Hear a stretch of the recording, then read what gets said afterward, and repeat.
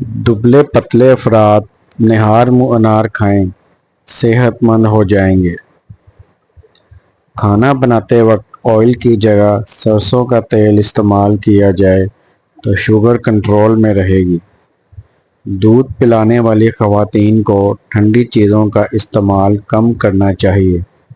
جس گھر میں لال بیگ آ جائیں، کیلے کے چھلکے رکھنے سے لال بیگ بھاگ جائیں گے۔ شوگر کے مریض پانی مٹی کے کٹورے میں استعمال کریں اور بیسن کی روٹی کھائیں۔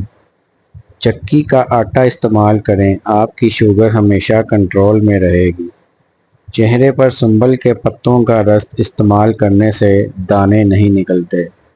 صبح کے وقت روزانہ شبنم کے اوپر چلنے سے ڈپریشن کنٹرول میں رہتا ہے۔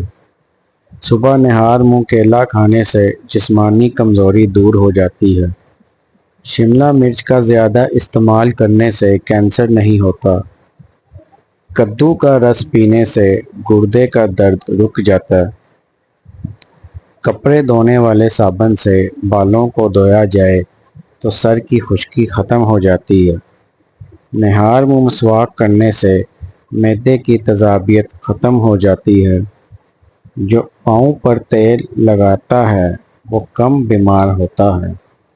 نہانے کے بعد بالوں کو ڈھانپ لینے سے بالوں کی چمک ختم ہو جاتی ہے۔ انڈے کی سفیدی اور عرق گلاب مکس کر کے بالوں میں لگاؤ تو بالوں میں چمک آ جائے گی۔ زیادہ ہینڈ فری کا استعمال انسان کو بہرا کر دیتا ہے۔ لیموں پر چینی ڈال کر جوس لینے سے چکر آنا بند ہو جاتے ہیں۔ ایلو ویرا کچا کھاؤ، کمزوری نہیں ہوگی۔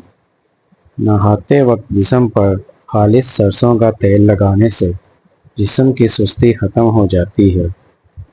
فالسے کا شربت پینے سے معدے کی جلن اور تیزابیت ختم ہو جاتی ہے۔ معدے کی گرمی ختم کرنے کے لیے سونف کا پانی پیا کرو۔ اگر آپ کے ہاتھ اور پاؤں کالے ہو گئے ہیں تو لیموں اور عرق گلاب کو ملا کر ہاتھ پاؤں پر لگائیں، آپ کے ہاتھ پاؤں گورے چٹے ہو جائیں گے۔